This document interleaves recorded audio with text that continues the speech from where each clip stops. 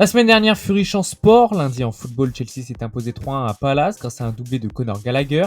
Cole Palmer, lui, a encore été décisif. L'ancien joueur de Manchester City a inscrit 10 buts et délivré 6 passes décisives cette saison avec les Blues. En Serie A, la Juve s'est inclinée sur son terrain, 1-0 contre l'Udinese. Les Bianconeri voient filer l'Inter en tête du classement et revenir l'AC Milan après ce résultat négatif. Mardi, on apprenait le décès du recordman du monde du marathon Kelvin Kiptoum, victime d'un accident de la route. Le père du Kenyan a pris la parole quelques jours après le drame. Un contrat n'aurait pas été respecté et des hommes d'affaires chinois auraient été interrogés. Mardi signifie aussi le retour de la Ligue des Champions. Le Real sans Jude Bellingham s'en est remis à une fulgurance de Brahim Diaz pour s'imposer encore une fois dans la polémique puisqu'un but pour les Allemands aurait dû être accordé. Score final 1-0 pour les visiteurs qui prennent déjà une option sur la qualification. Dans l'autre match de la soirée, le champion en titre City se déplaçait dans la capitale danoise. Si la mauvaise relance d'Ederson a permis l'égalisation de Copenhague, celle-ci n'a pas empêché les hommes de Guardiola de s'imposer 3-1. Phil Foden a donné un match la plus confortable aux Sky Blues en fin de match. En milieu de semaine, on a aussi appris que Quincy Promes allait être condamné à 6 ans de prison pour son implication dans la contrebande de plus de 1350 kg de cocaïne. Il avait déjà été condamné par la justice pour des faits datant de 2020. Mercredi avait lieu l'un des matchs les plus importants de la saison pour le PSG. Au Parc des Princes, les Parisiens ont souffert contre la Real Sociedad. Il aura fallu attendre l'ouverture du score de Kylian Mbappé pour enfin voir le PSG maîtriser un peu plus son sujet. Bradley Barcola parachève le succès, victoire 2-0. On l'a appris le lendemain, mais avant la rencontre, le numéro 7 parisien Kylian Mbappé a rendu sa décision auprès de la direction du club. Il ne prolongera pas au PSG, il quittera le club en fin de saison après 7 ans, de nombreux titres et des records.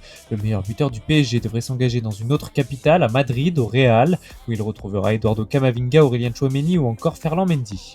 Le Bayern Munich vit une saison calvaire. Dans l'autre match de Ligue des Champions mercredi soir, les Bavarois se sont inclinés à 1-0 à la Lazio. Tayo Upamecano a été exclu pour la faute qui a provoqué le pénalty et le but des Romains.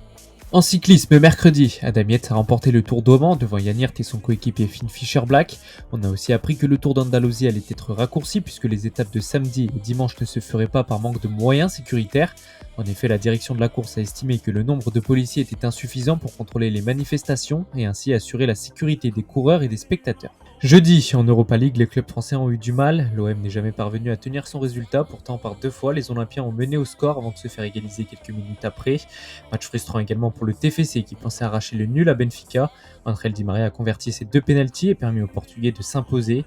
Rennes, eux, ont perdu 3-0 à Milan et Lens a été tenu en échec sur sa pelouse contre Fribourg.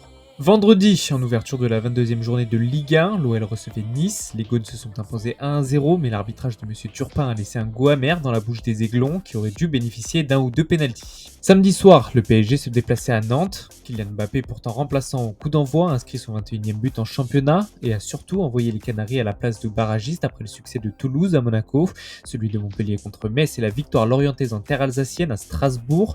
Les hommes de Jocelyn Gourvenec se retrouvent désormais 16e de Ligue 1. En première ligue ce week-end, Liverpool n'a pas eu de mal à s'imposer à Brentford, victoire 4-1 des Reds avec un but du pharaon Mohamed Salah qui était de retour après la CAN et sa blessure. Arsenal tient aussi le cap et reste dans la danse pour la course au titre. Les hommes d'Arteta ne s'arrêtent plus, ils viennent de s'imposer 5-0 à Burnley une semaine après leur victoire 6-0 chez les Hammers. Les Gunners ont inscrit 21 buts durant leurs 5 derniers matchs. La mauvaise opération est du côté de City. Samedi soir, les Citizens n'ont pas pu faire mieux qu'un match nul contre Chelsea. Les hommes de Guardiola ont été punis juste avant la mi-temps par un ancien de la maison, Raheem Sterling.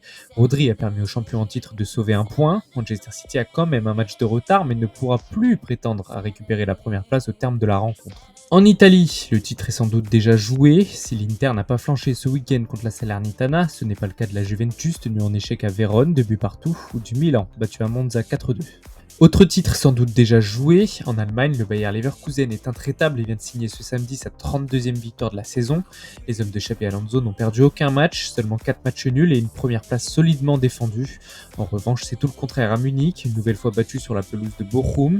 Les Munichois concèdent une 3e défaite d'affilée, toutes compétitions confondues cette semaine et se retrouvent désormais à 8 points du Bayer Leverkusen. Le Bayern Munich pourrait finir la saison sans trophée, une première depuis la saison 2008-2009. En top 14, ce week-end, le Stade français a tenu son rang de leader devant Toulouse. Les Toulousains se sont fait plaisir en attaque samedi, pas moins de 9 essais ont été inscrits. Paul Graou, habituel remplaçant d'Antoine Dupont, a inscrit un quadruplé.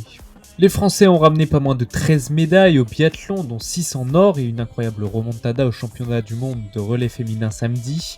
Alors qu'elles avaient 45 secondes de retard, les Françaises se sont imposées avec plus de 38 secondes d'avance. On termine ce récap en tennis. Carlos Alcaraz jouait son premier tournoi sur terre battue à Buenos Aires en Argentine. Début compliqué, l'Espagnol s'est fait sortir en demi-finale par le Chilien Nicolas Jarry. C'est finalement un local qui s'impose. Facundo Diaz Acosta remporte son premier tournoi ATP 250. L'Argentin de 23 ans a joué 53 matchs sur terre battue sur la dernière année, seulement 13 défaites, soit un pourcentage de 75% de victoire. Yannick Sinner faisait lui aussi son retour sur les cours après son succès à Melbourne. L'Italien est plus que jamais le tennisman du moment. Après l'Open d'Australie, il vient de remporter l'ATP de Rotterdam contre Alex de Minaur en 2-7, 7-5, 6-4.